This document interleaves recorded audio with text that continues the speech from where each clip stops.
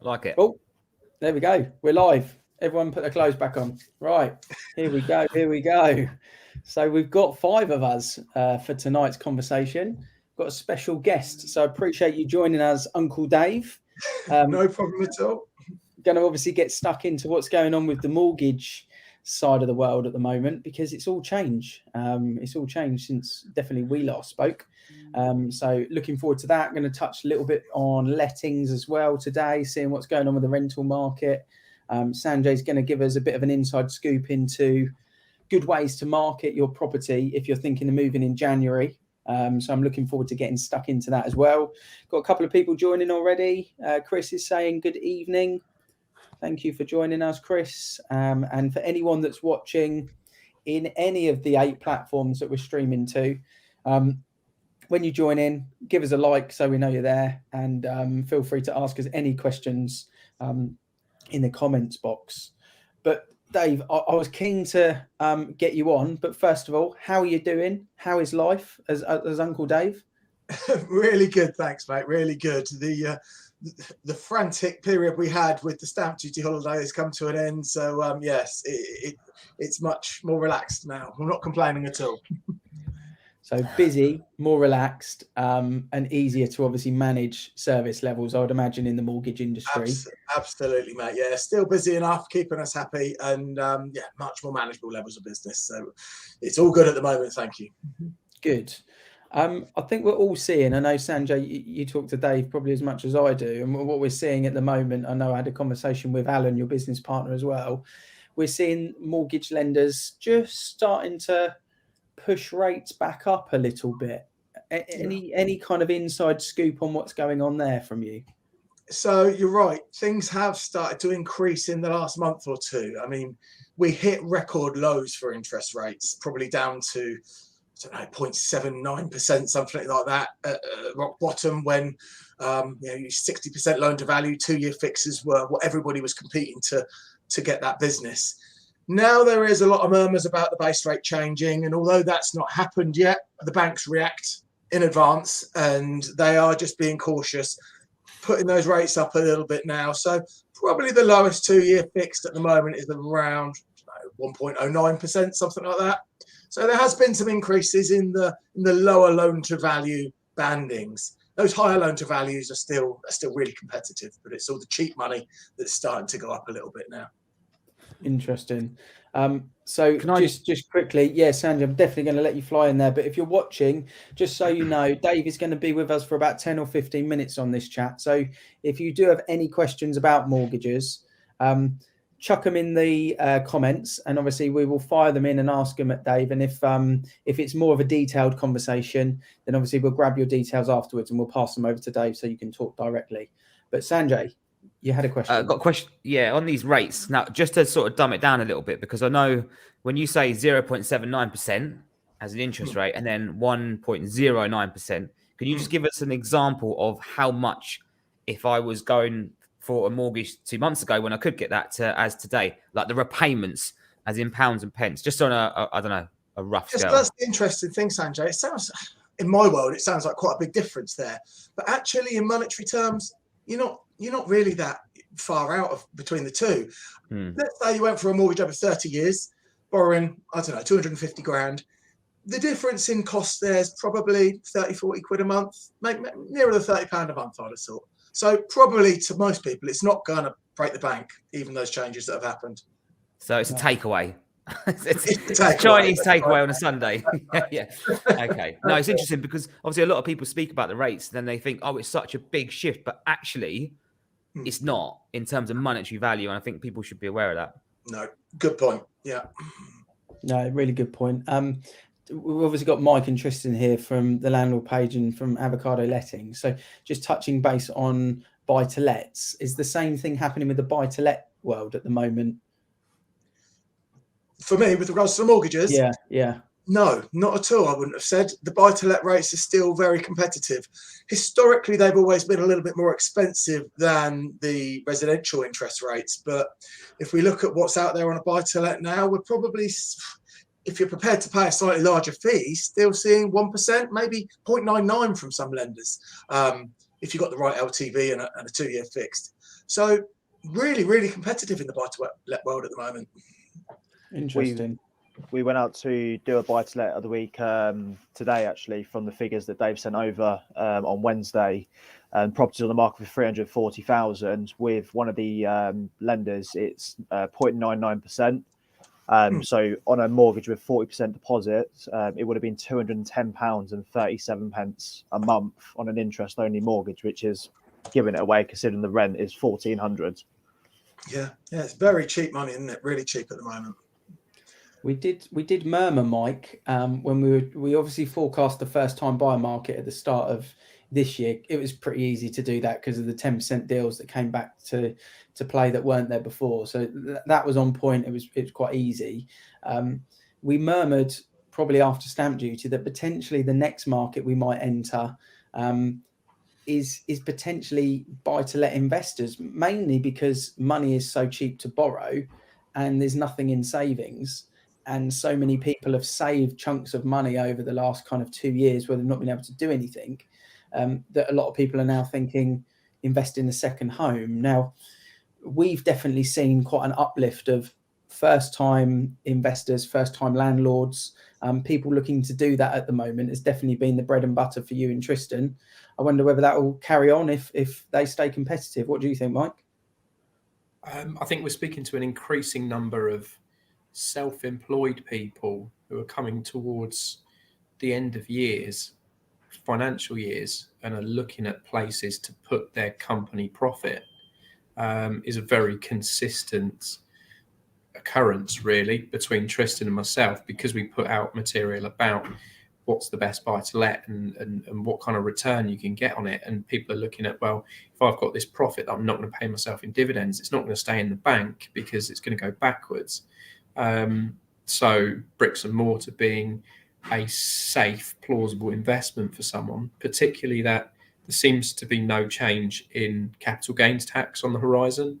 There was a review written in by Rishi Sunak, it's been chucked out and put back for a couple of years now. So it looks like capital gains will stay as it is, because that's something that people have been talking about for 2 or 3 years. I mean, I'm fascinated, whilst we've got Dave on the line, as it were, to know why buy-to-let mortgages are cheaper in a lot of cases than resi mortgages, because I've been doing this for 16, 17 years and I've never seen it before in my career. No, you're right, Mike. It's never been like this before. I think because there was bigger margins in the interest rates with the buy-to-let mortgages, that's where the banks are finding it easier to compete now. Maybe it's a risk thing. Maybe they don't believe that there's as much risk as there used to be in the buy-to-let market. And maybe it is that competition where the residential interest rates have got so low, there was no room to get any more competitive there. So they've turned to their buy-to-let products to try and win the business that way. That's my personal opinion, but yeah, do you think it's because landlords are willing to put down bigger deposits? So the banks, a landlord will traditionally put 25% down, whereas a first-time buyer might put down 10 as a stereotype. That the banks are thinking this is the safe money, so we'll give it away cheap. Quite possibly, the loan to value, i.e. the deposits, certainly do drive those interest rates. That's the whole controlling factor behind what you're charged. A 25% deposit, 75% loan to value on a residential mortgage now, you're probably talking something around 1.4%, which is pretty similar to the buy-to-let market. If you're a first-time or investor, got your 25% deposit, you're probably going to be talking 1.5, 1.6 potentially now on a good deal. Maybe charged a bit more of a fee on that than you would on your resi mortgages, but they're very similar. I just think they've come much more aligned, whereas before, like you rightly said, the buy-to-let mortgages were much more expensive, and probably just to compete on that side of business. You're right; they've got more confidence in it. They're happier now to lend to those type of people. I think it's reflecting in those rates. What's amazing is if we went back before the pandemic, to rent a property in Bracknell, Sanjay, a standard kind of 3-bedroom terrace, and to buy the same 3-bed terrace with 10 or 15% deposit, there wasn't much difference in the rental versus the mortgage deal. Whereas now, sort of 20 months down the line, there's a massive difference now to rent that property with 10 or 15%, to buy the property with 10 or 15% in comparison to renting it, because rents have gone up and mortgage rates have gone down. But the tenant demand is still massive, and that's obviously why prices are driving up. And we're still finding buyer demand, because it is so cheap, is also sky high. So it's a great fun marketplace at the moment, but definitely we're seeing prices go up in most areas. And talking mortgages, well, we've got you, Dave. Andy's jumped on and asked about new homes mortgages. Any tweaks or changes there? So there are a few, actually. Flats are still a bit difficult. I say difficult. They're the ones that the mortgage lenders are not as flexible on at the moment. They want the slightly higher deposits if you've got new build flats. So pretty much you're looking at a 15% deposit on a new build flat, unless you're going to enter into one of the government schemes like the Help to Buy scheme there. But houses used to be predominantly a 15% deposit, but there's a few more lenders now that will be happy to do that with just a 10% deposit. So definitely some changes in criteria that are helping the people looking to get new homes there. Yeah, it's going in the right direction. And I think Ellen is loving the 5-screen setup that we've got tonight. We should have done it at 5 o'clock, but we haven't, live at 5. But yeah, loving that. And Dave, Andy's come back and said thank you, Uncle Dave. No worries, Andy. But for those that have never seen Dave before, we call him Uncle Dave because he's the most helpful mortgage advisor we know. We've spent a lot of time with Uncle Dave kind of helping our clients, but Dave works and he's a mortgage advisor, a brilliant mortgage advisor at AFP in Wokingham.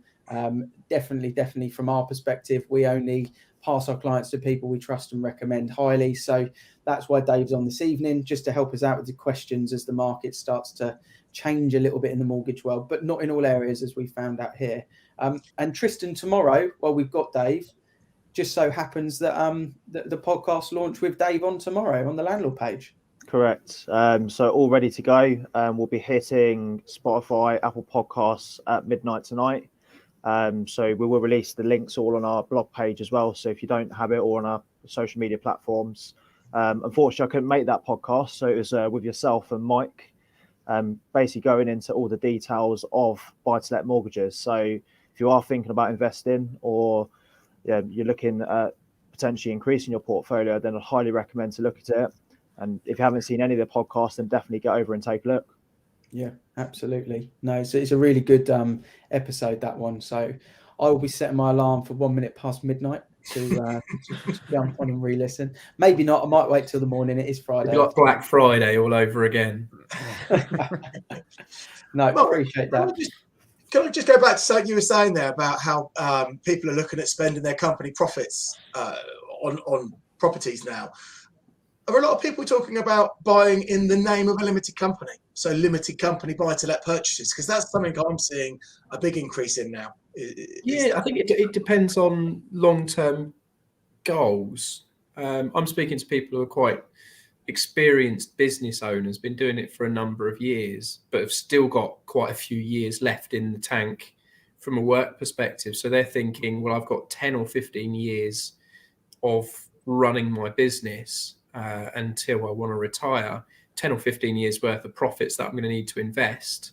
So if they're thinking of that long term, where they're thinking, well, buying a property every 2 years is a viable option for the profits of my business, and absolutely they're looking in buying in company names. It seems to be people who are really, really looking to turn it into a business are going to do it in a limited company. Those who are just looking at one or two as a safe haven for their savings and their cash will probably do it in personal names. I agree. That's definitely the trend we're seeing. Those ones that want the bigger portfolios are almost always going down the limited company road now. It's much people with experience in running a business seem to be going down that limited company route. Yeah, I think the tax benefits of that, as you get a bigger portfolio of properties, they become much more interesting. Are you seeing an increase? Sorry. Go on, are you seeing an increase on rates on limited mortgages? limited company? Not so much an increase, Tristan. They've always been a bit higher. So probably around the late 2, early 3% rates for limited company buy-to-lets. Some lenders buck the trend a little bit and are slightly below that. So they are always that much more expensive. And actually, they're starting to come down a little bit. If we'd said about that a couple of years ago, you might be talking 3.5%. Now we're, like I say, late 2s, early 3s. So not so much increasing, but they are dearer than everything else we've been speaking about today. It's interesting because if you think for a limited business, you've got those kind of rates, whereas you look at property this year, and I was speaking to Andrew Humphreys, one of our partners who operates in Slough, and Slough so far this year has gone up 13%, which is only round the corner. And if you're looking at that from a buy-to-let perspective, 13% increase in your money compared to that same money sat in the bank account, is it's a no-brainer. It's unbelievable. It's 10% net kind of gain if you look at it that way, really, from those interest rates. So, powerful stuff. And there's no sign of it kind of slowing down. So, no, really good. What's the plans for Christmas, Uncle Dave? Have AFP got anything special planned? We're taking the team out, dining and wining, a few drinks afterwards, just into town, into Wokingham. Alan, our business partner, he's flying back to Spain, so we're going to have a send-off for him next week, probably, as well as the Christmas party. So there's a few events in the pipeline coming up. Good. And one of our mutual friends, the good man Akil, is joined in for the live chat as well to say hello. So yeah, brilliant stuff. On the limited business element of things, there is an episode on the Landlord podcast actually, which we do cover some of those segments. So if anyone wants to know more about that, they can check into the one with Darren Parsons. That's a really good one. Dave, been awesome having you on and really appreciate you jumping in. I know you've got to run because you've got parental commitments. So yeah, great to see you. We'll get you again on hopefully in the new year, if that's all right with you, to kind of touch base on the new year plan. Brilliant. Thanks for having us, guys. Good chatting. See you soon, bud. Thanks. There we go. Right. So great having Dave on there. In terms of everything going on at the moment, gents, Sanjay, I want to come to you and just talk about how things are looking for this Boxing Day buzz that we talk about and Rightmove talks about and has done for the last couple of years. So just give us a little bit of an inside scoop on what that is all about, the Boxing Day buzz. So I get very excited about the Boxing Day bonanza, Boxing Day bash. I don't know, whatever you want to call it. Boxing Day is a good day. Rightmove, I mean, last year when I read the stats, they recorded a 230% increase in traffic on Boxing Day. That's crazy. I mean, and they've hit record numbers this year already. So who knows what's going to happen on this year? But the thing is, you just don't really want to miss out on that extra traffic and that extra visibility. So like, I'm already speaking to a couple of sellers. I've got a few properties that are all launching live on Boxing Day. Like they're ready, prepped up to go. And they're very excited. I just don't think you should miss out on that opportunity because I know from last year, and I don't know if you guys remember, there was a property which I launched on Boxing Day. I did a viewing on the 27th. They come back with their parents on the 29th, and then they offered on the 30th, and then it got agreed on the 31st. And it was a great phone call to tell the seller and buyer that their offer's been accepted and go and celebrate into New Year. And that's just the fact, just being available in between that Christmas and New Year period, like Boxing Day to New Year's Day. It's it's definitely an opportunity which I just can't stress enough not to miss out on. I think it's a really good conversation to talk about. I just had a chat with a client that's on the market with another estate agent today. Got a couple of weeks left on their contract, so it'll be up in the middle of December. And they were kind of talking about the plan being take it off for Christmas and then think about things again in January. Now, obviously, the thing that happens if you market again at the end of January is there's a lot more properties on the market. So there's a lot more competition. And all of those new hot New Year buyers, they're pretty much active from Boxing Day onwards, as Rightmove suggests. And maybe the best potential buyer for you is gone at that point. But by marketing exclusively for a couple of weeks without portal advertising, and then marketing from a portal point of view without actually doing viewings over the Christmas window. If you don't feel comfortable, if you do, you can. And then kind of launching with viewings in January is quite a nice structured way for a family to potentially sell their home. Ellen's asked a question. Mike, I'll throw this one at you if that's okay. Are most people available to do viewings between Christmas and New Year? And by most people, I guess she means estate agents and potentially homeowners. So most estate agents, are they open around here, Mike? I feel like that was a leading question. I feel cheeky saying that one. Oh, no, is the answer. I think, I don't know for a fact, the vast majority of estate agents will close between Christmas and New Year. It really depends on who you're listed with and who that person's listing with. It's certainly a question that should be asked because, as Sanjay said, if portal traffic goes up by whatever 1,000,000% that I didn't write down that Sanjay just said, well, if they're going to advertise that fact, then they should also be taking the inquiries and doing viewings. We're certainly available for the properties that we're listing, providing that our clients want us to do the viewings. So it's hit and miss is where I will leave that leading question. I think I've got away with it legally. Yeah, I think if the client wants the viewings, what you've found last year, Sanjay, is most of the avocado partners are available. You know, we're obviously going to enjoy our festive time as well, but the way that we operate means that if we're doing a viewing on the 28th of December before we pop to Winter Wonderland for the day, then we don't have to open the office for 8 hours to do that. I do know of an estate agent that can beat your story, having listed and sold a house on Boxing Day last year. Actual listing, viewing, sale agreed, all on Boxing Day. was it you? Wasn't me, no. To be completely honest. I mean, look, I'm available this Boxing Day, so I'm let's see. You never know. No, I'm good. I'm not that good. The credit goes to Dan Salisbury for selling a 4-bedroom detached house on Boxing Day last year. I had a former colleague of mine actually a few years back doing a training session and said that he actually opened up the office on Christmas Day to ring round on a property and sold it on the day. I'm not sure how true that was, but I feel like that's a lie. Yeah, I felt like it was in the training session as well, but there we go. Tristan, just update us on the buy to let of the week. Obviously, people can find it on the landlord page, but what was it? You sort of touched base on it a little bit there with Dave. Yeah, so it's not gone live yet. It'll be going live tomorrow. 3-bedroom in Bracknell, on the market with Sears for £340,000. Would bring in a rental of around 1,400. There was one let on the road recently during the peak that we had at 1,500, which was slightly better spec. It could do a bit of TLC, but for the cost you're paying for it and what you get in terms of yield and how cheap the mortgage is as well and the gross profit, I don't see that being an issue at all. It's a great investment, family home, close to schools, 1.4 miles away from town centre. But I'll be posted tomorrow. Keep an eye on our Facebook page and you'll have more details on that along with the figures for both 25% and 40% deposit.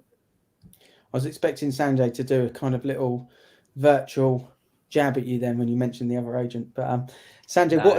What have you got cooking? You've got to have some special new listings cooking for us. Is there anything you can share with people watching? Yeah, and I'm a lover, not a fighter.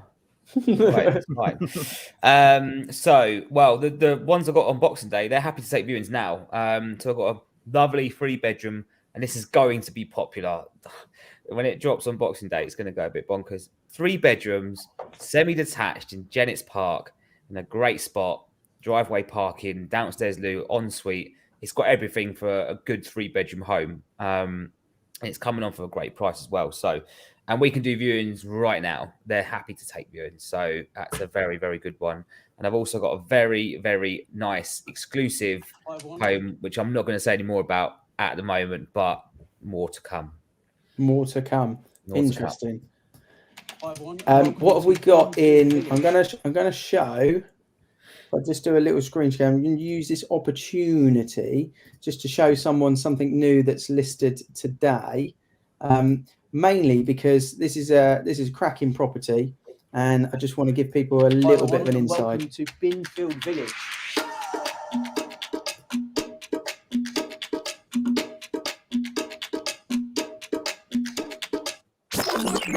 Hi everyone, and welcome to Binfield Village, where there's a rare opportunity to purchase a 4-bedroom linked detached family home.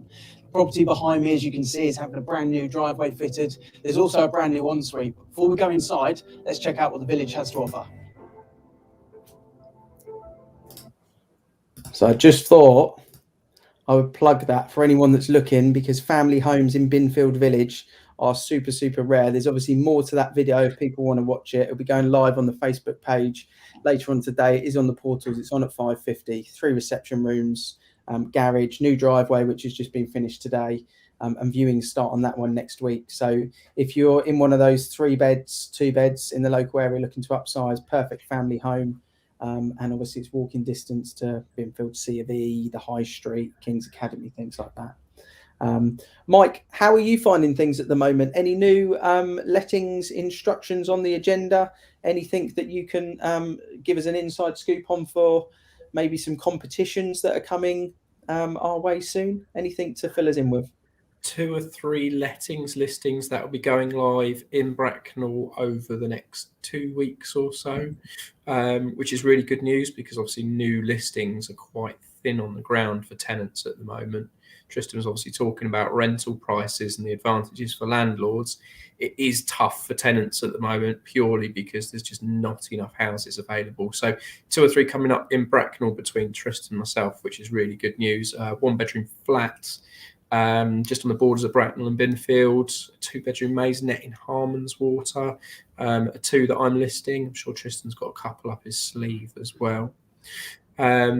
We're running the 24 days of Advent between myself and you, some cracking tips and advantages that people can get in the property market on our channel, which is really, really worth watching. A little bit of humour involved as well. Not taking ourselves too seriously with those. Mike, people have asked how many takes it took to fling the advent calendar off the bridge and catch. And what I think we should share with people, if you do throw an advent calendar off a bridge, obviously, first of all, make sure that there's no one below that could get injured. And secondly, those things fly. They're quite sharp with corners as well as it goes. They don't go straight. No, they go all over the place. They can go miles. But we haven't shared the fact that the one time you caught it first time, we didn't have the camera on it. Yeah, thanks, cameraman Tristan. Appreciate that. Got to always press record. Sanjay, you've got a bowl of goodies by the looks of it there. Do you know how heavy this is? It's 3 kilograms of sweets. I don't know if everyone can see that. It's quite heavy. We've got a competition dropping at 10 a.m. on Saturday morning over on the Ellen and Sanjay Instagram and Facebook page to win this. And it'll be a good game to play if you've got young kids. So make sure you keep an eye out for that. And you said that competition is sponsored by a local private dentist. Is that right? It should be, shouldn't it? But we're also throwing in. I don't know if anyone's seen it. The Driving with Nico, the mini that's been rolling around Bracknell, all lit up in lovely Christmas. We're actually going to share more about how we're going to be donating money to that based on that competition too. So just check out our page. I'm going to put this down now because it's quite heavy. It's 3 kilos of sweets. And a lot of people will be wondering, because the search has been out since we launched. Me and Mike have been searching all the different chocolate producers for, is it possible to make avocado chocolate? And is that a thing? We've searched high and low. It's taken us just over 20 months, but I can confirm we have found avocado chocolate. We've got 12 bars of it. It arrived today. I want to open one and try it, but we want to use it for 12 days of Christmas as well. So keep an eye on the page because we will be giving away some avocado chocolate. Even if it doesn't sound that tasty, you still need to know what it's going to taste like. Does it count as one of your 5 a day? That's all I want to know. Yes. Liar. Lies. You And on imagine? that note, with a slight estate agent white lie, I think it's probably a good time to end before we get carried away. But it's great having Dave on. Enjoyed that one, Sanjay. It's nice to see Uncle Dave on. I think everyone took a lot from that. Yeah, absolutely. Always good to see the big guy, Uncle Dave. It'd be interesting to see what I think we need to clarify. And the reason why we got Dave on, if you're a first-time buyer or a first-time seller or someone looking to upsize, the facts are, if you get a mortgage today, it will be more expensive in a month's time to get the same mortgage. It's cheaper to buy a house today than it will be in a month. That's the way the mortgage rates are going. The base rate is going to change at some point, and inflation is giving people a reason to push interest rates up. So if you see the right house now and you can lock in that mortgage, now is the time to do it, because it will be cheaper to do that today than it will be in a couple of weeks or a couple of months' time. And that's a fact. I think that's something that is really important for people to know. So, Tristan, looking forward to hearing the podcast tomorrow. And Mike, sounds like there's some good rental instructions going live in Bracknell as well for anyone watching. So tag people in if you think they're going to be interested in any of the properties that we've shared. Look out for our pages for the competition. And obviously we're back next Thursday at 6 o'clock. See you all soon. Thank you for joining, gents.